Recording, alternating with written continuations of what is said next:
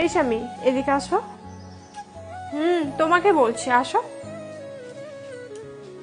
আরে I love you স্বামী। ভালো থেকো।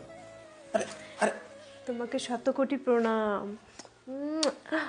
তোমাকে আজ থেকে অনেক সম্মান করব। প্রেম করে বিয়ে করেছে, দুজনে এখন ইউটিউবার। ভাবছিলাম মানুষের কালো নজরে এদের সংসার ভাঙবে, কিন্তু না ভাই, এদের যা ভালোবাসা দেখছি সোশ্যাল মিডিয়াতে, মানে বরের পায়ে চুমা খাচ্ছে। তার মানে বুঝতে পারছো যে বউ এখন বরকে কতটা ভালোবাসে। কিন্তু না ভাই, কাহানি মে টুইস্ট আবি বাকি হ্যায়।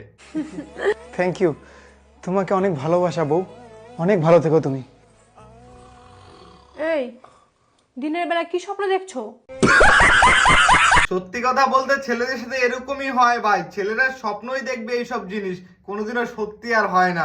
সত্যি হলেও সেগুলা ক্যামেরার সামনে আসে না। আসলে আসে কোনটা? ওই যে বউয়ের হাতে মার খাচ্ছে, বউ চর মারলো, এই যে বউকে কান ধরে উঠাইলো বউ বরকে, এগুলাই আসে, এগুলাই হচ্ছে ক্যামেরাতে চলে। আর অফ ক্যামেরাতে ভালোবাসা এখন চলে না।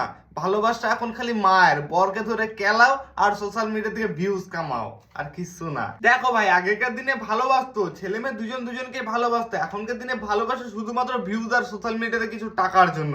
আসলে সত্যি কথা এইটা। হ্যাঁ, আর ছেলেরা খালি স্বপ্নই দেখবে সারা জীবন যে বউ ছেলেদেরকে খুব ভালোবাসবে। আসলে না রে ভাই, ছেলেরা যেটা ভাবে না ভুল।